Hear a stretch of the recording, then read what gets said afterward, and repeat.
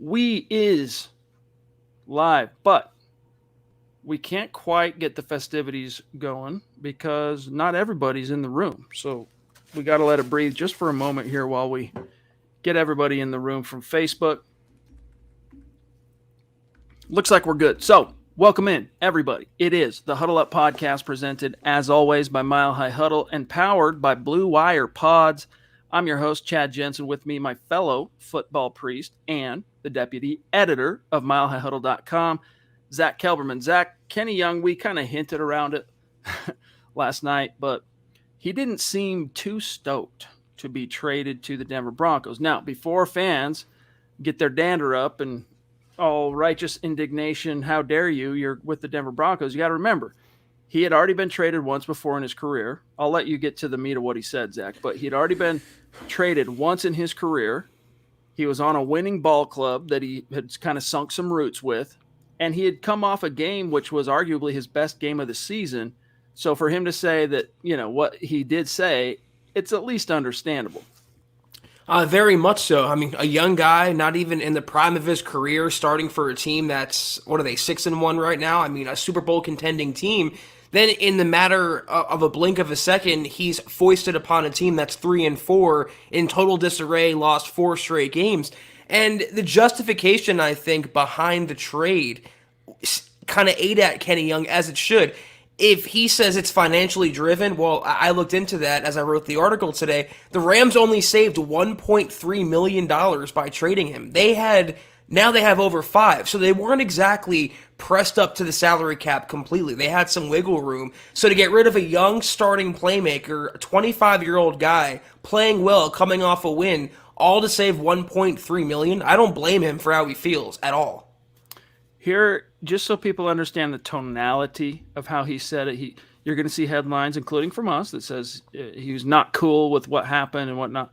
Here's the actual tonality of what your new Denver Broncos linebacker said today or yesterday. It had nothing to do with my on the field ability, anything like that. I think what it was, I was playing well. The way the cap was structured.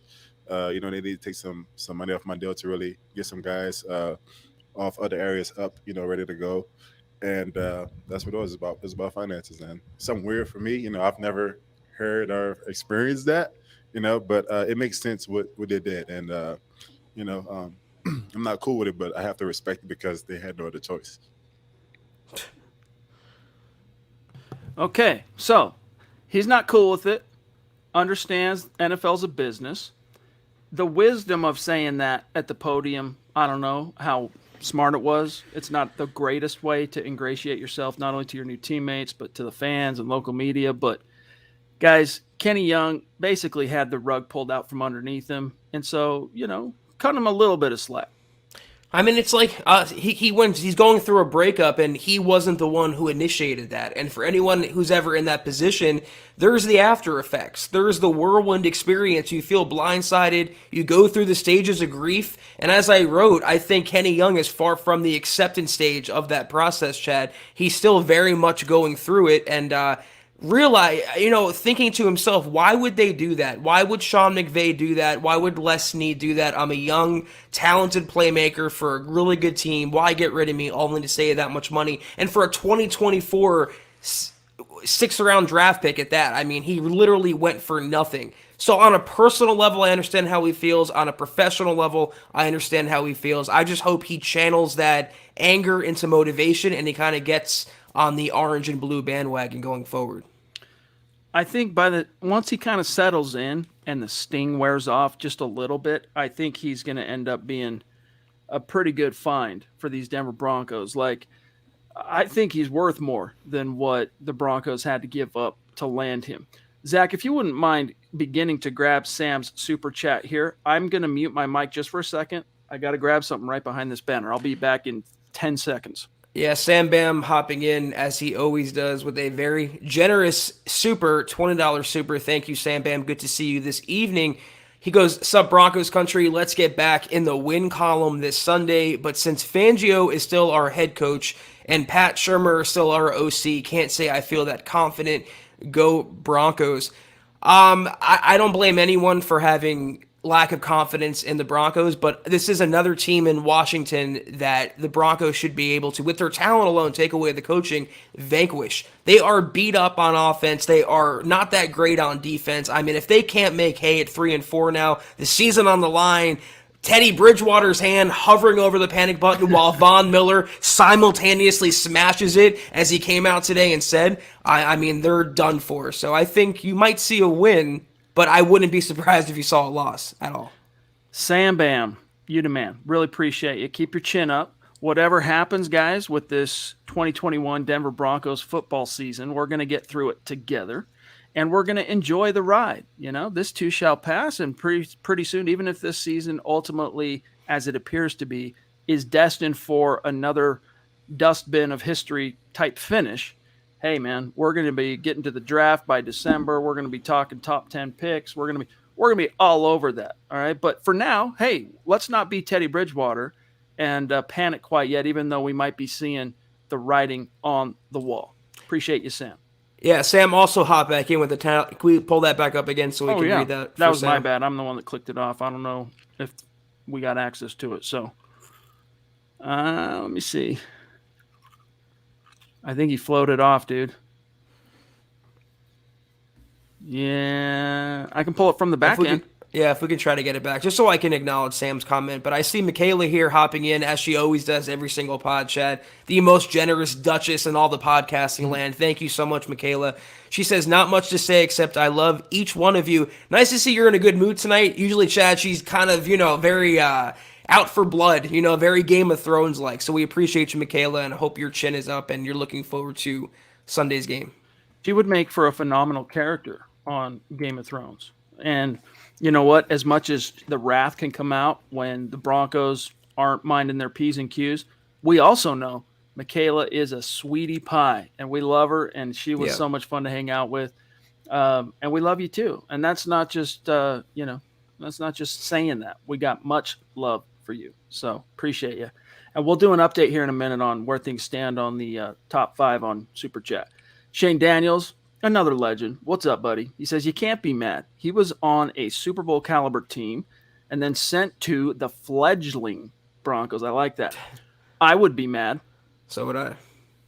All right. I pulled up the comment. We'll grab at Sam Bam as soon as we finish up with Josh Hoyle, who has been a whirling dervish on Facebook for us, really pushing the pile, right, for our goal toward 250,000 stars, which that's another thing we'll update here just in a moment.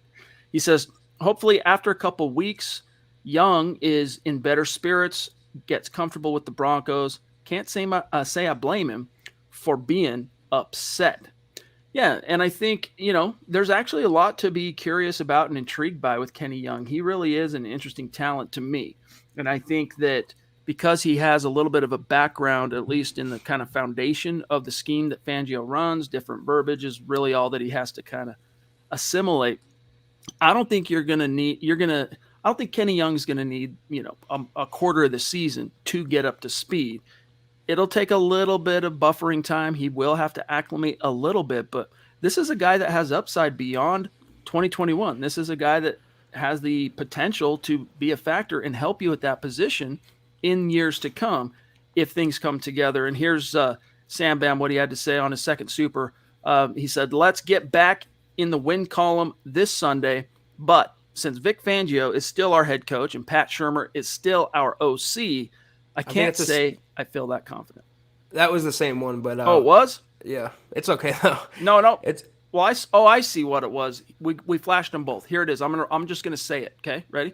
Also, going to ask the Broncos country send my Braves some good vibes as we got to win 3 more against the Astros. I've been a Braves and a Broncos fan since the early 90s, so go Braves and go Broncos.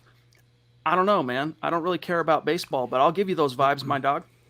I appreciate you, Sam. About Kenny Young, though, Chad, he doesn't really have time to sit around and stew about the Rams' departure. He's going to probably end up playing starter snaps this week or next week at the absolute minimum. And if he wants to earn some money this year, he should kind of get over his Rams breakup and get on the Broncos bandwagon. He's in a contract year. He'll be a UFA in 2022. So if he stars in this defense going forward at a position that's been plagued by injury, if he stands out, he can play himself into a multi-year contract with Denver or another team. So I think what's best for him physically and mentally, like Simmons was saying, we have to make that transition. And if he wants to make that leap with Denver, it would behoove him financially at the minimum to do so. Yes, indeed. And by the way, before I forget, all right, I shouldn't say I completely don't care about baseball, Sam Bam. All right. In fact, when I was a young warthog, my favorite team were the Angels. All right. Then, because back then, at least for my family's socioeconomic standing, all we had was cable and TBS. We had TBS, and the Braves were broadcast every night. So I ended up becoming a Braves fan. This is the Glavine, Smoltz, Justice, Ron Gant era of Atlanta Braves baseball. So I do still have a little bit of a spark for the Braves. I just don't follow them anymore, for what it's worth. Randy, what is going on? Now, you want to talk Braves? Talk to Scott Kennedy on Broncos for Breakfast. Randy, you demand. Hope you're doing well up there in the Great White North. Appreciate you. Speaking of superstars, we got Travis Weber in the house saying, good evening, Chad, Zach, Broncos country. Returning the love back to Mike and Andrew for the Stars the other day. I hope Young will get on board and want to play. We need him, but I understand where he is coming from. Very sweet gesture, what he's talking about, Mike and Andrew, in a very altruistic move. Travis was in a position to throw up some stars, and they did it for him. And it's just, man, our community is just, I love y'all. Yeah, and the thing about Young, getting back on him for a second, what I like, Chad, he's a fiery guy. And he can give the Broncos something they really don't have on their entire team, from the head coach to the quarterback on down, and that's that fiery pistol type of personality to kind of get the defense going, get the team going, rile up the opponent. They don't have any of those types. They need more energy on the sidelines. So if Kenny Young can bring that along with covering a tight end and playing inside linebacker, I think he'll be a great acquisition. Yes, indeed. Guys, today we're going to take a little time to kind of analyze who this Washington football team is, look at some head-to-head comparisons. We're looking at here two of the NFL's old drum teams right now. So none of what you're going to see here in a little bit is going to blow your socks off, but we're going to get to that because the Broncos have been in the midst of a mini bye with 10 days in between games by the time they finally take the field again on Sunday. And so the focus, Zach, has kind of gone toward all the storylines. But there's football left to be played and a lot of football games left to be played. So 10 games for what it's worth. Calvin, what's going on, bro? You the man. Been with us a long time. Bonafide Super Chat superstar here at MHH. He says, y'all cracking me up thinking that Locke is any answer. Dude only reads one receiver and then bolts to the right into sacks. And when he gets sneezed on, he fumbles. Zach? Well, I feel like the Broncos have been on a bye since the Jets game, Chad. They've been checked out since that point. In terms of who brought up Drew Lock, what are we even talking about here? So, Calvin, your defense of Teddy Bridgewater is so strong that you're willing to bring up the antithesis in your mind in Drew Lock unprompted to get the deflection off of Teddy. You say this in the midst of a period where Teddy's thrown 5 picks in his last 3 games. He's also fumbled in there as well. So if you're saying Drew Lock is not the answer, my counter will always be Teddy Bridgewater's not the answer. I don't think the Broncos have their long-term quarterback on the current roster, Calvin. I think we can both agree on that. Yeah, I'm not saying, look, I still remain very, very open to the possibility that Drew Lock could be the answer. All right. But at this stage, again, it's more about what do you have to lose? And it's not like you have it's not Jeff Driscoll back there, right? It's a young guy with talent and upside who you have poured a lot of coaching into. So what are you waiting for? It's also a guy that knows the scheme. It's also a guy that knows the players and around him. This is not, you move to Drew Lock, it is as seamless a transition as you can possibly get. So what are you waiting for? Teddy's tapped out and he's not healthy. Now, the 10 days in between, Zach, I imagine that's going to be helpful in terms of getting him from that, 75 to 70%, whatever he said he was, health percentage to closer to 100%, but it still doesn't solve the problem, which is, he just doesn't have it, man. He just doesn't have it. There's so much about Teddy to love and like, especially on the intangible side, but the dude just doesn't have what it takes. Well, let's ask Fangio how healthy Teddy was, because apparently he knows Teddy's body better than Teddy himself. It's 10 days now. He should be healed up. I mean, from the concussion, from the quad and the foot injuries. But I think even at full strength, even during the Broncos winning streak, Chad, even in the Jets game, which was their most complete game of the season, there were always cracks in the veneer. There were always red flags with Teddy's game, because that's always what he's been, and he's proving himself to be. Jesse, what's going on, bro? Good to see you. Appreciate you being with us. He says, it's cold out here in New England in this storm, and I'm missing the Midwest. Tell Kenny I'd take Denver any day. We can make something of this year. It's true. There is still plenty of rows left to hoe for this team. Like, you have 10 more games. I mean, even at 3 and 4, you're now just one game. You're almost halfway into the season, and this Denver Broncos team is only one game under 500. So, if they, as Vic Fangio is hoping, can spark a turnaround, it has to start this week against the Washington football team, because frankly, Zach, the schedule does not get all that much easier from here on out. No. Can you imagine a couple weeks they're going to take on the Cowboys offense at the very minimum? They're going to play some contending teams, including the Chiefs, including the Chargers, including the Raiders again down the line. Their schedule, that was why it was so important to stack the wins, and why they needed to beat teams, Chad, like Cleveland that was shorthanded, like the Raiders without a head coach, like Pittsburgh with their current issues at quarterback, especially with Roethlisberger. So they're not going to get any easier from here on out. Things are going to get harder. And if you can't take down a Washington team, half of their offense is injured right now. The running back Gibson, a couple of the receivers, Logan Thomas is on IR right now. If you let Taylor Heineke, Case Keenum, just don't even show up the next day, honestly. Good news, great news, phenomenal news. Zach and I are proud, and we're grateful. Thank you guys so much. We have hit our goal on Facebook of reaching 250,000 stars in the month of October. And so, yes, indeed, Monday's show will be raffling off the Pat Surtain jersey. So much love, much respect to those of you who contributed to the goal, and the people who are going to have the most names in that hat. Let me just catalog that real quick so everyone knows.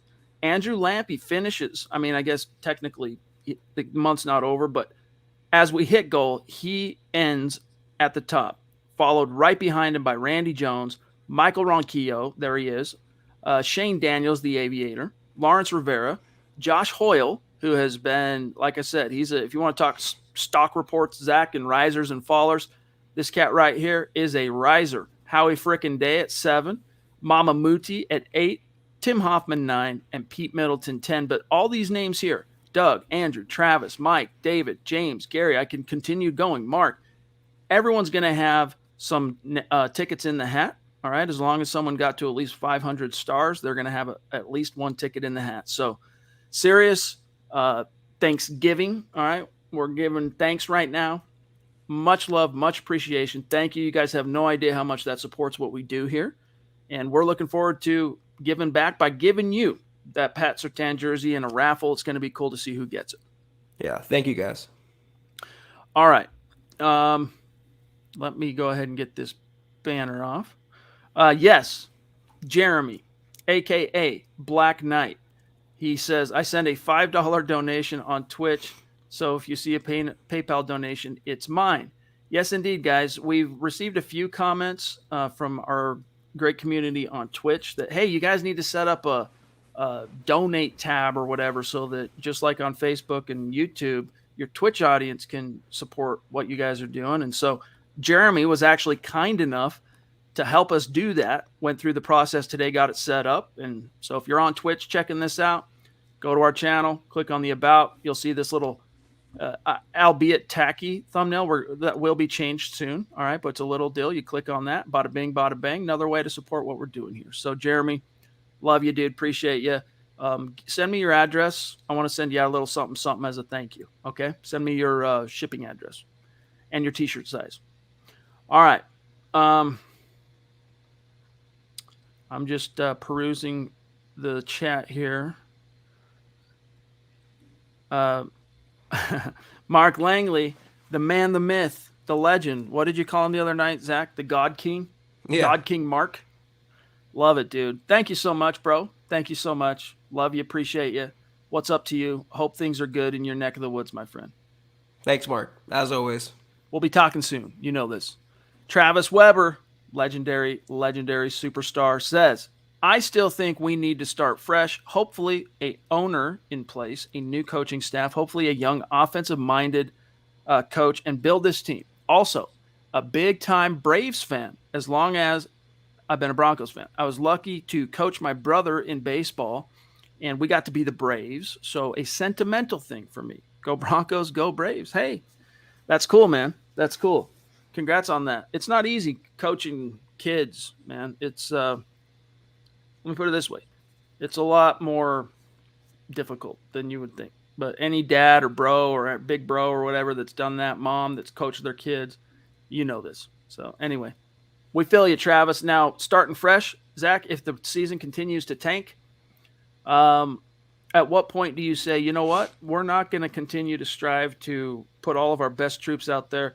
We're going to tank for position in the draft. Could you see this team as led by George Paton doing such a thing, knowing there isn't really that Andrew Luck, there isn't Trevor Lawrence in the class?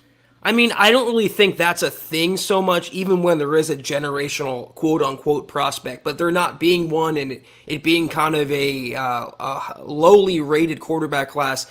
I don't see a team like the Broncos doing that. And they have so much outright talent, Chad, even with the terrible coaching, even with the injuries. I don't see them finishing in the range of a number 1, number 2 overall pick. They would have to kind of lose from here on out. I don't think that's going to happen.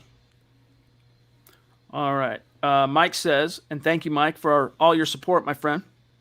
If we lose on Sunday and Teddy seems like he can't execute the offense because of his lack of arm strength, Drew needs to take over. I mean, my question again, and it is rhetorical, but what do you have to lose?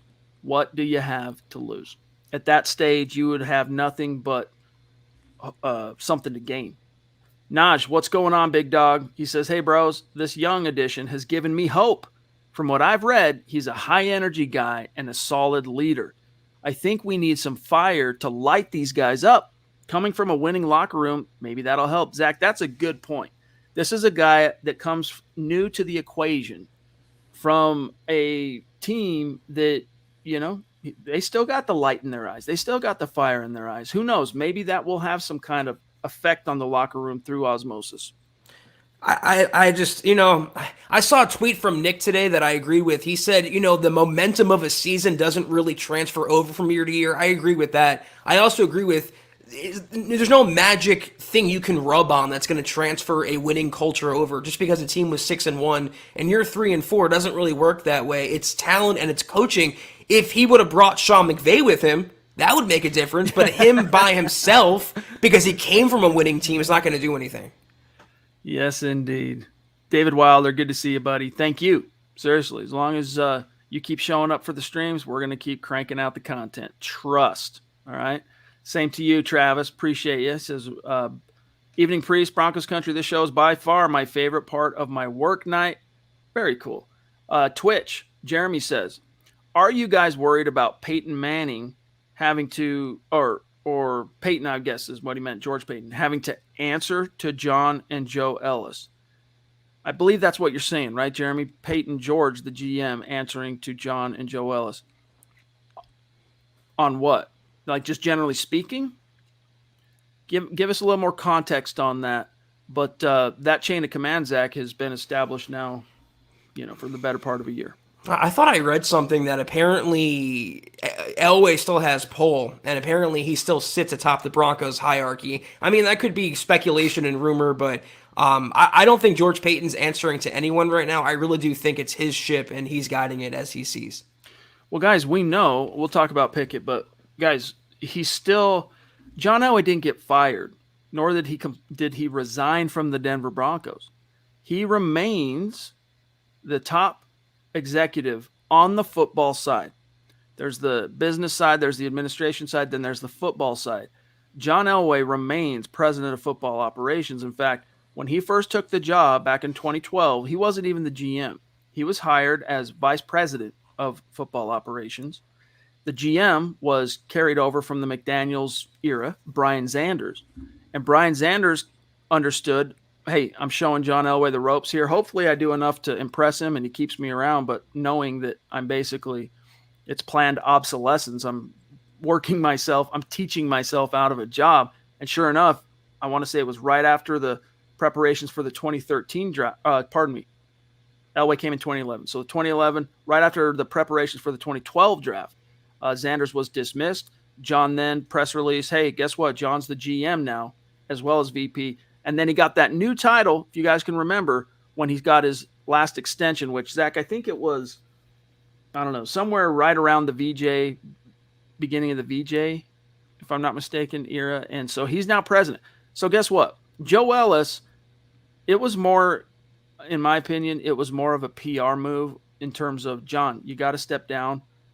We got to show to the fans after 5 years of this that there is accountability, that there is somebody, someone has to pay. And by relinquishing these duties and hiring someone you can trust, you don't have to do as much, but you're still the boss, so to speak. Zach, that's what it is. I don't think, though, John's being much of a meddler. But if he is, it's only going to last till the spring. I think if he was meddling, you don't end up with Teddy Bridgewater. You end up with an Aaron Rodgers or Deshaun Watson or Russell Wilson or Fields or Mac Jones, or you trade up for Trey Lance in the draft. I think that was a signal that it's George Payton's baby now, and to an extent Vic Fangio's baby, unfortunately. Different Strokes, thank you for that super chat. Welcome. That's a newer name, so appreciate you. He says, Broncos fan in Cardiff, Wales. All right, nice. Across the pond. Hashtag state of being, baby. Love your show. My first point of call for all Broncos news, even at 1:30 a.m. in the UK. Very, very humbling. Appreciate that, man. Get some sleep in about 33 minutes. Turn in. You saw some logs. You're going to have a big day tomorrow. Calvin, thank you for that second super chat, brother. He says, we missed Malik Jackson type of D-line presence deeply. We have no pass rush to save our lives. We have no bark nor bite, and Shelby, MIA since the payday. What's funny about Shelby, Zach, is we were, for lack of a better term, we were hating on him a little bit in those previous two games. It was like, where is Shelby? Like Calvin's saying, like, come on, dude, you just got paid. Let's see something. The Cleveland game, he actually produced some impact moments. Wasn't enough to swing things, and it wasn't as consistent as you would prefer. But the point remains, Calvin, Malik Jackson, that kind of interior disruptor, we hoped that would be Draymond Jones. But, Zach, you're now 7 going into your 8th week of the season. Draymond is yet to get a sack. I mean, you're going to tell me that's coincidence, though? The fact that Shelby Harris's play tapered off, Draymond Jones can't get going. I mean, everyone in the Broncos' defensive scheme, except maybe for Von Miller, was underproducing. And when it's every single player, not just one or two, again, it points to a coaching issue. But I agree with the premise of what Calvin's saying here. And like I said earlier, they don't have that mouthpiece. Even Derek Wolfe. Not even for his play because he was so injured all the time, but he just had that intensity. Another team knew to game plan for him in that regard, that he's going to get under their skin. He's going to be that spark plug they need, that, I don't know, the a-hole up front. They don't have an a-hole up front right now. I mean, it would be in the back usually, but in this case, they don't have it. Shelby's a nice guy. Draymond's still young and finding himself. Mike Purcell is just kind of there. The coaching's not sparking it. They don't really have that guy, and they need that guy. Pete says, tanking helped the Jets.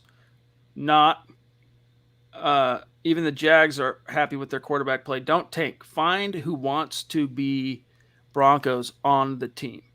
Yeah, I feel you on that. I think by purposefully trying to tank, you invoke some very dangerous football karma, and you never know which way that can result. And even the Colts, ultimately, paid the price.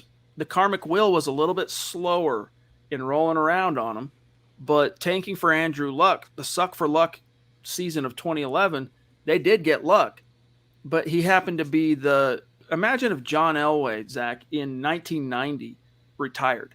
I mean, you'd just be like, what? That's what Andrew Luck did. So that's what I'm saying. You tank, the football gods, the wheel of karma, it's going to come for you.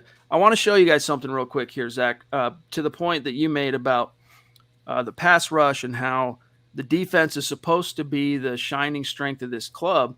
This is from Bob Morris.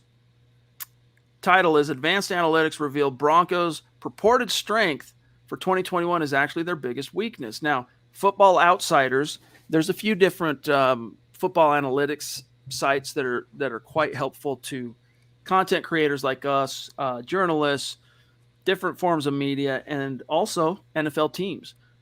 Everyone knows Pro Football Focus. Not as many people know or are familiar with Football Outsiders, but they have a metric that's called DVOA. And without bogging down the conversation, I'm not going to try and explain all that. Just know that DVOA is a metric that is used to reflect how efficient, effective a particular unit is in the NFL.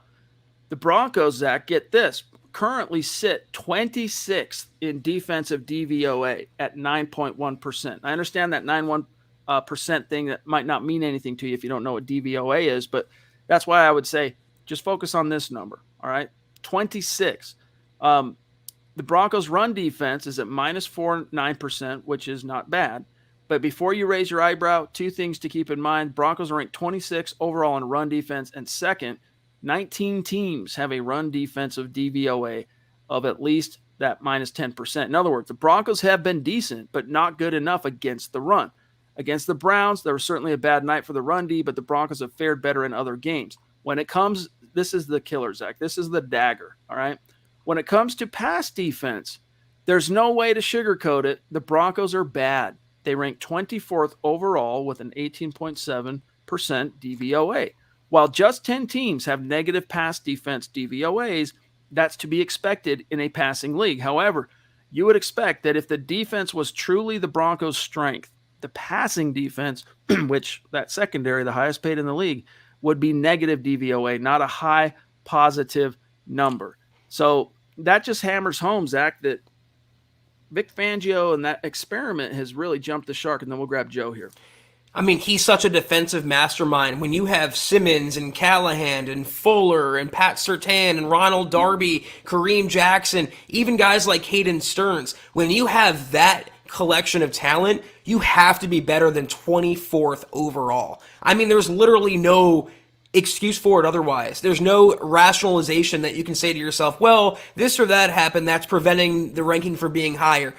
In the lower 20s, the mid-20s, when you should have, and we said it on the podcast before the season, I kind of eat crow on that now. They should maybe have a top 5, top 3, maybe even top 1 defense in the NFL. But 24th with this secondary, everyone's saying no fly zone 2.0 and Champ Bailey comparisons for Pat Surtain. Those might have been valid if they would get better coaching and the coaching that would maximize the talent they have.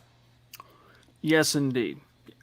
I'll say this, though. Pat Surtain has not been the problem. You know, he's had some ups and downs, but, I mean, Cleveland, dude, what was the number? He was targeted, I think, 8 times. Might have been a little bit less than that, but he relinquished 1 pass for 1 yard. I mean, and that was against, yes, I know, Case Keenum, but you had Jarvis Landry, you had Odell Beckham. I mean, the young kid, man, he immediately became this team's best corner. And that is a little bit of a surprise to happen so quickly because Bryce Callahan, veteran, Kyle Fuller, veteran, Ronald Darby, veteran. Then we'll grab Joe. Do you know what a more messed up thing is? Not only do you have a defensive mastermind as your head coach, your defensive coordinator, his expertise is in secondary. And they rank 24th, and they're giving up big play after big play. I mean, they have the talent, guys, and I promise you, I mean, it's not subjective for me to say this. It's not my opinion or bias. If they had better coaching, I think they would have a minimum of 5 wins. Minimum. Joe, thank you for being patient. He says, I don't know if he will have that much of an impact, especially when you got veterans that have been there longer on that team. than he has been in the league. Are you talking about Kenny Young? Okay. All right. Gotcha.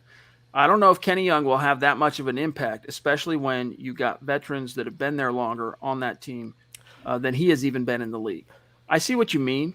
All right. But Kenny Young, by virtue of walking in the building, became this team's best healthy linebacker, period. So, and the veterans, look, in the NFL, it's not so much how old are you, it's can you play? What are your bona fides? I'm going to hop on PFF and see what your grade is. They do this, all right? All right, let me pull up Pro Football Reference, see your stats. Oh, dang, son. You had 10 tackles the game before you were traded? Hey, welcome in. You want to come over for dinner? Meet the wife, kids? Welcome to Denver. We need you. Sternad, Young. Let's just hope that duo can stay healthy. And then meanwhile, Zach, you've got Jonas Griffith, hopefully coming back to the roster within the next 2 or 3 weeks. They activated his IR window. And, you got at least some names, some bodies, something behind those two guys.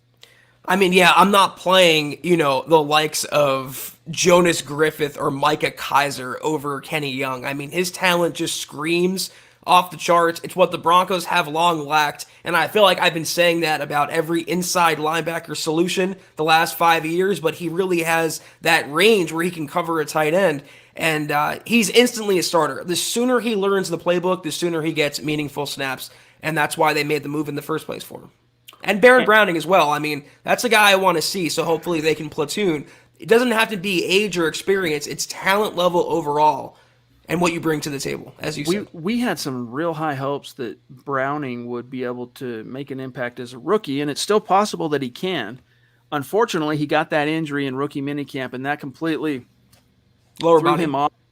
I mean, and then he gets the concussion covering a punt or kick or whatever it was game before last. So he will be back for this coming game. So it's another body out there. And you know what? You acquired Stephen Weatherly. Vaughn hopefully is able to play. You still got Malik Reed. You still got Jonathan Cooper.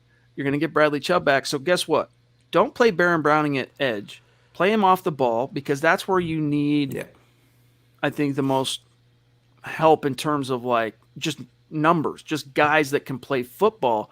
And I get it. The Broncos pass rush, we'll go through the numbers here in a minute. In fact, we need to start transitioning to that here pretty soon. They need some help getting after the Q, but as long as Vaughn's on the field, you can feel at least a modicum of confidence, Zach, that the quarterback, isn't getting perfect sleep on Saturday night. It's just unfortunate because he was he either was limited today or didn't practice, and it's 2 days in a row now, and he didn't really, or Fangio didn't sound like he has a great shot to play. And then obviously Malik Reed and Cooper are both kind of banged up as well. Bradley Chubb is still out for the next 3-ish weeks that Fangio said. It's not a healthy linebacker core, but there's younger guys. That's why I don't associate age or experience with who should start. It's like you said, Chad, completely. If you have the talent, you get to starting now. Andrew Baker, and then we're going to do some side-by-sides here. He says, man, we need to put these old geezers out to pasture. I'm not putting into the QB debate anymore, but, man, they're dumb. Drew probably would have did the 3-0 and then throw in Teddy fresh to compete. Shake my head. Yeah, I mean, that's the biggest thing is, do the Broncos still get to 3-0 if it's Drew under center? Does Drew Lock beat Daniel Jones? That version of the Giants? I think he does. Does Drew Lock beat the Jags? I think he does. Does Drew Lock beat the Jets? At home? I think he does. So you get to 3-0, and then maybe you still skid. I'm not saying, hey, if they would have gone with Drew, this team, with these injuries and this coaching incompetency we've seen unfold, Drew would have him sitting here at 7-0. That's not what I'm saying. But if you would have gone with Drew, you would know what you have in him, first and foremost. Second of all, if this thing did skid, just like it has with Drew or whatever, you could have always gone to Teddy. And that change wouldn't have felt so painful, controversial, wouldn't have been as impactful. And now you could say as a franchise, Zach, with a straight face, hey, we gave it one last swing at the plate with Drew Lock, the guy we traded up to draft in the second round and who we, sacrificed and poured coaching into. And, we gave it the old college try one last time. It didn't work out. We had to turn to Teddy. and fans would understand and accept that. Unfortunately, the way they went about it, it's only fueled the doubts, the antipathy, the whole 9 yards surrounding Vic Fangio and his entire coaching staff. And then we'll grab Aaron Lee here. Yeah, well, the answer to the question, would Drew Lock have gone 3-0, is another question. Did the Broncos go 3-0 because of Teddy Bridgewater? And that's what you have to ask yourself. I mean, he contributed to those wins, but I don't think he was the sole reason why they won those games. I think they played really terrible opponents. They had good defensive play. I mean, Teddy made some plays. The running game made some plays, but if Drew Lock would have managed the game like Teddy did, they would have gone 3-0, I think, with him as well. Aaron Lee says Fangio is never going to put Locke in because his job depends on Bridgewater. He needs to wake up and see Bridgewater is not the answer. Let's see what Drew can do. I don't know that his job depends on Bridgewater. I'm not sure what you mean by that is what I actually meant to say, but I think it's simply a pride issue. And I think that, George Payton was hands off on that decision for the most part and went with what the coaches said. And the coaches opted to go for Teddy because he was a more proven commodity that presented a higher floor. And Vic Fangio was at the time, you guys heard us say it, and in the weeks following, a lot of people tried to jump in with the crow thing that, look at you guys freaking idiotic for saying they should have gone with Drew and all that, but it was self-serving, right? It was transparently about saving coaching jobs, not about what was best for this team. How about the comparisons to Peyton Manning that Teddy was getting? I mean, the hype was just off the charts. From the coach. God.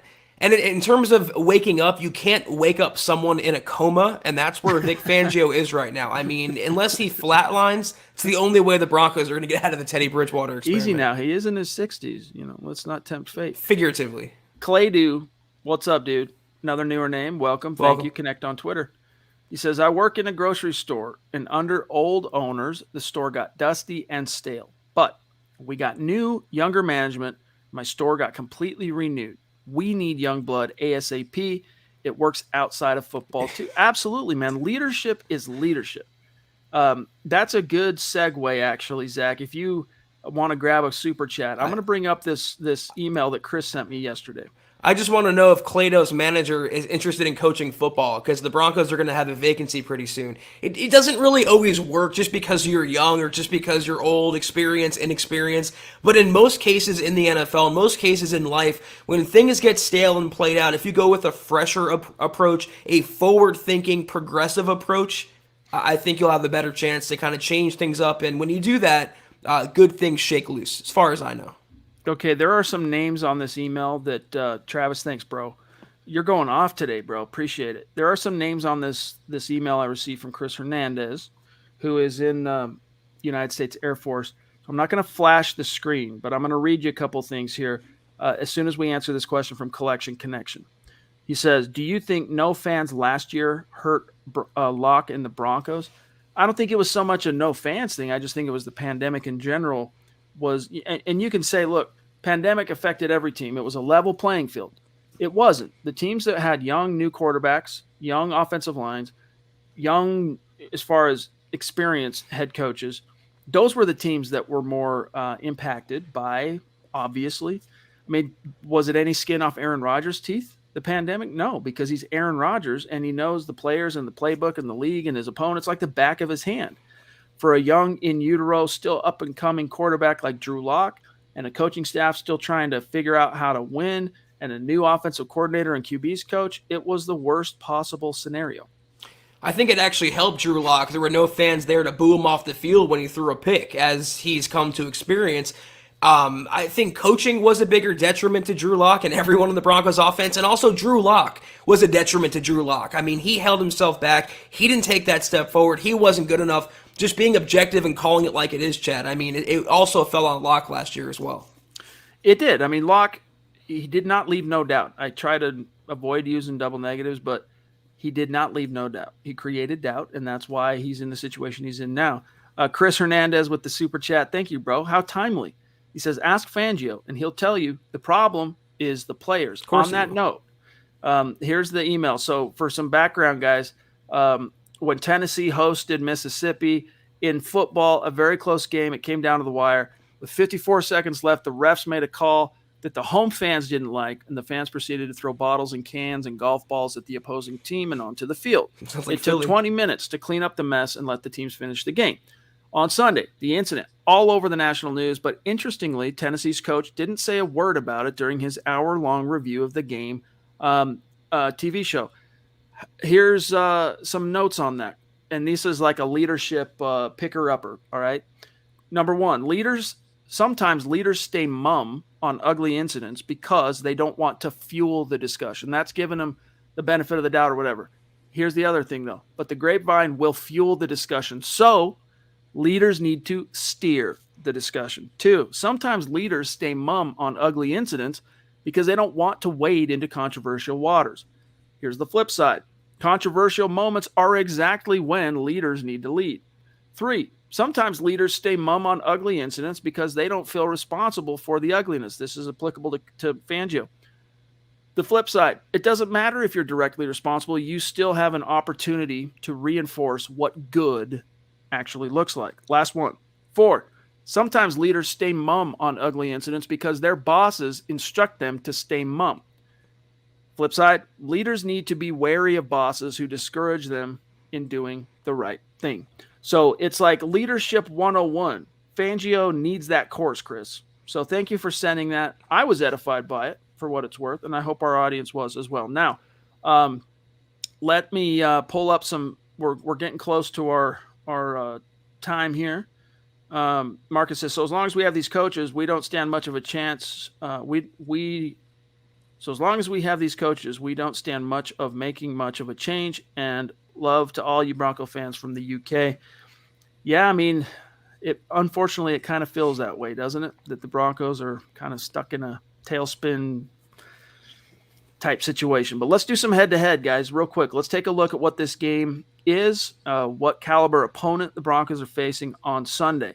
Quick refresher as we go through these statistical comparisons. If it's a green, that means they're top 10. If it's red, they're bottom 10. Black means they're right in the middle. Let's take a first look here at turnover margin. The Broncos are now close to, bottom third with -3 in turnover differential. And Zach, that's been compounded significantly by the fact that this team hasn't been able to take the ball away, while Teddy Bridgewater, just in the last 3 games, has given it away 6 times. I mean, 2 of the things that were supposed to be the Broncos' calling cards completely fell apart in the last 4 games or so. Vic Fangio and the defense wanted to average 2 picks a game while they're not getting anything. Teddy was supposed to be steady Teddy, never turning the ball over, not to be Drew Lock, and look at that now, -3. So everything's kind of falling apart at the seams right now in that regard. The good news, Washington, they're -3 as well. They're right there, both tied at 22nd. Time of possession, the Broncos are still, inexplicably, this surprises me. This is how much they possess the ball, like the margin of which they possess the ball relative to their opponents the first 3 weeks. They're barely outside the top 10, whereas Washington, they're bottom third, all right? Offense, let's take a look here. Your Denver Broncos, let's see if there's any green. Look, they are top 10 in the fewest fumbles lost. They only have 3 lost fumbles. So is that the only green? Yep, that's the only green. Washington, though, has only 1 green, and that's in sacks allowed. They've only allowed 10, which ties them for 7th fewest in the league. But as far as yards per game, these are 2 teams that are basically mirroring each other. The Broncos are averaging 348.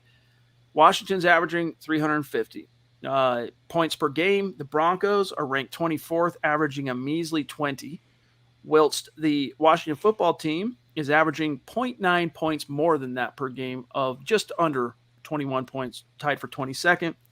As a rushing offense, Zach, these Denver Broncos are 18th, averaging 106.8. And that's, Zach, for what it's worth, that should encourage fans because that's with Pat Shurmur calling, 4 handoffs to Javonte in a game and 8 to Melvin Gordon. So, there's an opportunity there for the Broncos if they had coaches wise enough to recognize it. Meanwhile, Washington, Zach, they are the 13th ranked rushing offense with 119 yards per game. And then last thing, and then I want to serve this over. Passing-wise, the Broncos are the 16th passing offense, averaging 241 yards per game through the air. A lot of those, Zach, I got to remind people, though, are garbage time yards, okay? Whereas Washington, they're even worse. They're ranked 22nd. These two offenses is the Spider-Man meme, just pointing at each other. It's going to be a crap show on Sunday, pretty much. And I look at the net rushing yards. What are the Broncos at, Chad? 108 or 106.8 per game. When you have Melvin Gordon running like he is and Javonte running like he is, how are you not better than 18th? That's what I'm talking about. The coaching is just squandering what this roster could be talent-wise alone. And they have no green except for fumbles lost. And they're still 10th overall in that. It's not like they're top 5 in that department. But when you go down, Chad, the bottom two are still the two worth paying attention to. And these are the ones that are truly nauseating. The Broncos are 27th on third down and tied for 28th in the red zone. When you can't convert third downs, and I've been saying this since week 1 pretty much, and you can't convert in the red zone, you're not going to win many games. Now the Broncos are giving up sacks on top of that. It's just not a good place for Denver's offense to be. There are only 5 teams who have given up more sacks to the quarterback than your Denver Broncos. So right now, Garrett Bowles is looking like his second-team All-Pro year was a flash in the pan. Hopefully he can turn that around because, I thought there was something more lasting there. But then he gets paid, and you never know how that's going to change things. Meanwhile, though, the good news here is both these teams suck on third down and in the red zone, so there is an opportunity. Well, it's not like the Broncos are facing a good defensive line or anything. Montez Sweat, Jonathan Allen, Chase Young, they're just a bunch of losers out there. So, man, I'm already getting nervous just hearing those names. Defense, the Broncos start showing a little bit of green. All right, in net yards per game, they are the 5th offense in the league or defense in the league, averaging 323 yards given up per game. That's 5th. Yards per play, they're middle of the pack. Points per game, despite relinquishing some serious numbers in this 4-game skid, they're still top 5. They're ranked 4th in points allowed, 18.1. I didn't realize Washington's that bad, though. 30 points a game they're giving up. Dead last. All right, this is the worst scoring defense in the National Football League. So, Zach, if this ain't a get-right game, if this is not an opportunity for these Denver Broncos to turn the ship around, it ain't going to come. We've said it, though. If the Broncos can't get right against Ben Roethlisberger, if they can't get right against Rich Bisaccia, if they can't get right against Case Keenum, this seems like an actually tough test for Denver, only facing a team giving up 30 points a game, a team giving up 300 yards a game. If Teddy Bridgewater can't move the ball and score points, just bench him. Look at those numbers right there. 300 yards and 30 points a game. It's Madden numbers. Hey, you know why I'm probably going to pick the Broncos to win this game? It's a sub-500 opponent, so they're going to, take care of it. That's best predictor of future behavior, past behavior. Broncos handled those opponents. Then they ran into some more quality opponents, and they've lost each one of them. That might be a rule of thumb for the Mile High Roundtable henceforth, Zach, is let's look at the opponent. Are they sub-500? All right, we'll pick the Broncos. Are they 500 or above? Going against them. That's probably the best method.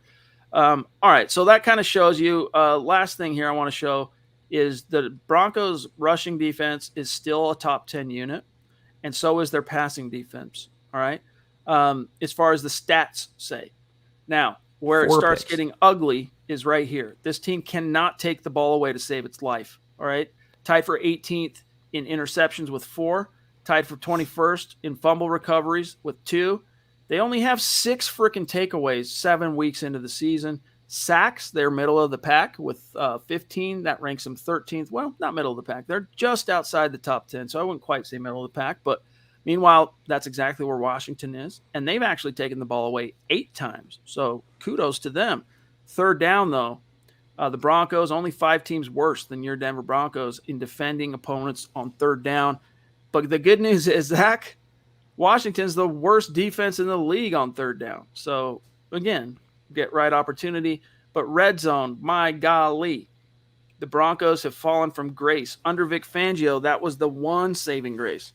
Hey, we're losing games and we're sub 500, but hey, you know what? We've fielded the number 1 red zone defense in consecutive seasons, and they even started off this year on the same track, Zach. Now they fall into 13th. His bend but don't break defense is breaking quite often, Chad. And again, when you have that collection of talent and that payroll, the highest paid defense in the NFL, go up for 1 second just to hammer home the point. 27th on third downs, 24th in takeaways. Again, I don't think that's a talent issue, if you get my drift. Scheme, baby. All right, last thing, look at this.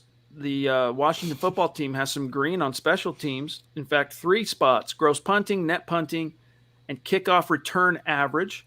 Your Broncos only have green in one area in the third phase, and that's their punt returns. They're averaging 10.2 yards per game, pardon me, which ranks them 7th. And then last thing I want to show you guys, penalties. The Broncos in penalties committed are tied for 11th, all right, with 40 of them.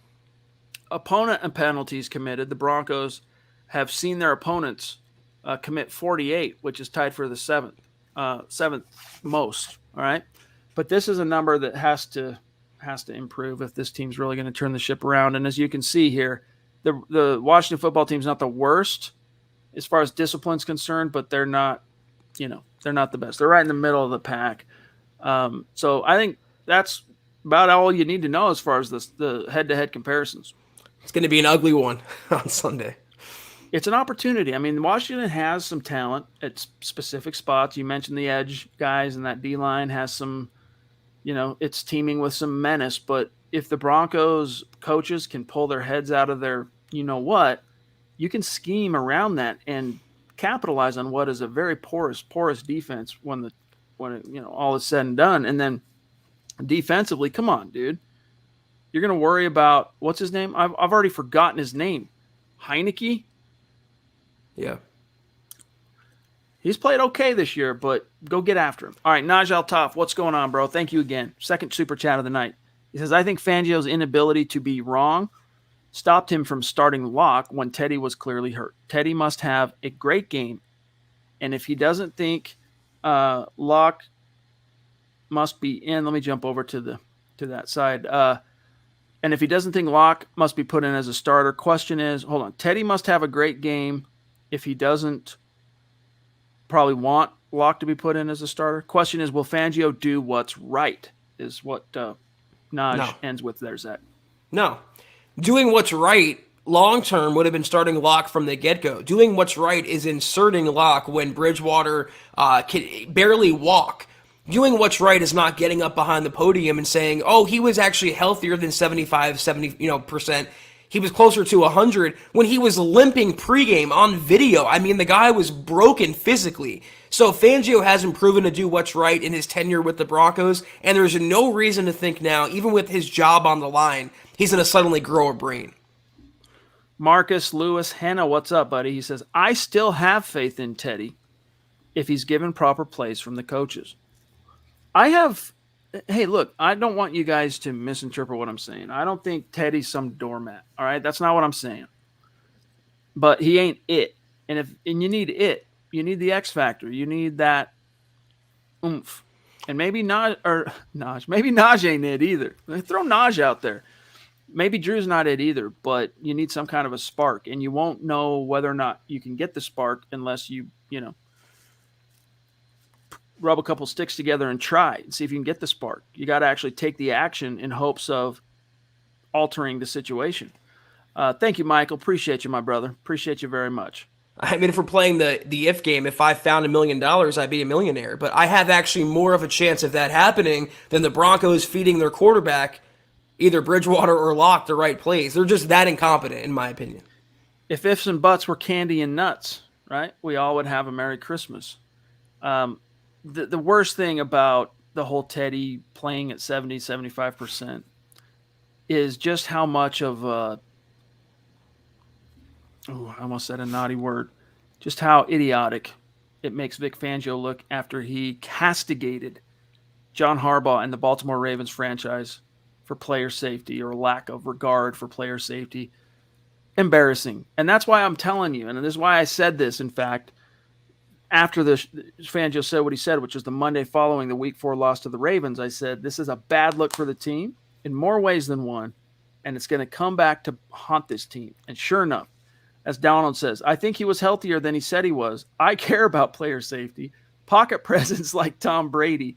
The man has some hellacious quotes. I mean, it's right there written in front of you. And these quotes will go in the pantheon that includes Joe Flacco's in his prime. I mean, the Broncos are deluding themselves at the quarterback position since 2016, and it's getting worse and worse and worse. The Tom Brady thing was especially egregious to me, though. I mean, Teddy Bridgewater in the same sentence as Brady. Wow. Couldn't believe it then, and I can't believe it now. Guys, tomorrow we will be publishing at milehighhuddle.com the Mile High Roundtable, and we will wait to tender our official predictions and score picks for that article, but look for it tomorrow by about lunchtime. All right, that's when we like to publish it. And also, you're going to get Keys to Victory from Luke Patterson and a lot of pregame content, including Dove Valley Deep Divers tomorrow night, Mile High Insiders Saturday night. Broncos Book Club will return on Saturday. Looking forward to that at noon Mountain Time. And from there, guys, it'll be Sunday, Kelberman's Corner, and a return of the Huddle Up podcast for the gut reaction Sunday night. But with that, Zach, I'll pull up the final sheet for Facebook and the YouTube Super Chat while you give us our rundown. Yes, this was the Huddle Up Pod, guys. And until we see you guys next time, be sure to follow the pod on Twitter at Huddle Up Pod. You can follow the main account at Mile High Huddle. You can follow Chad on Twitter at Chad and Jensen. You can follow myself at Kelberman NFL. If you would be so kind and check out huddleuppod.com, get yourself a hat, get yourself a shirt, get yourself a hoodie, get yourself anything you want. It's in that store. Also, facebook.com/milehighhuddle. Hit that big blue button and become a VIP supporter for exclusive access to our VIP programming. Like Chad mentioned, Kelberman's Corner, Broncos Book Club, and Trickle Zone each and every week. Also, facebook.com/milehighhuddlepod. Follow that page. And if you haven't already, go to Apple Podcasts and leave your football priest a 5-star review for a chance to win some swag each and every month. But if you can't do any of those things, do these 3 things that take a few seconds. Subscribe, like, and share this video and every video you see on the MHH channel. Helps us grow and reach more Broncos fans just like you. All right, guys. And yes, on Monday night, we'll also do the drawing for the Apple Podcast reviews in the month of October, and there have been a lot of them. So props to you guys. Thank you for doing that. Keep it going. We're going to continue doing that month in, month out. We went away from it for a little while, but we're going back to it. So here is the updated Super Chat rankings for the month of October. All right. Mark from Georgia at number 1. The Duchess, Michaela, at 2. Naj at 3. This doesn't count tonight, for what it's worth. The Queen at 4. Seth Harmon at 5. Chris Hernandez right outside the top 5 at 6. And remember, guys, there's still, 4 days left. Well, let's see, 9, 10, 3 days. So Sunday is the last day to factor into these rankings. D-Dub Dale at 7. BG, as we like to call him, Brian Greenfield at 8. Aaron Lynch, big A, little a, R-O-N at 9. Shane Daniels, 10. And then here's kind of a list of where everyone stands. And, guys, if you're not in the top 5, do not fear, because we're going to have giveaways for each kind of tier. We'll do raffles for each tier. So everyone that has chipped in and supported what we're doing here in the month of October is going to have a shot to win some swag. Might not be the jersey, but you'll have a chance to win some stuff here. And then, Zach, one last thing. Shout out to our Facebook stars tonight. Love you. Appreciate you. Travis, we know this now. Good things come to those who wait. And we're talking about us. Thank you so much for the support, bro. Josh Hoyle, Randy Jones, Michael Ronquillo, Claude Riley, Shane Daniels, Pete Middleton, Mike Reno, Marcus Lewis Henna, across the pond, Doug Raquel, Travis Tarbox, Mark Johnson, whose jersey we learned yesterday finally shipped. He won the Justin Simmons jersey. Joe Sawyer, Andrew Lampy, Aaron Lee, Howie Frickin' Day, and David Wilder. So love you guys. Have a great weekend. Happy Halloween. Be safe out there. Enjoy your kids if you got them. And Zach will sign us off. We'll see you Sunday. Take care, guys. And as always, go Broncos.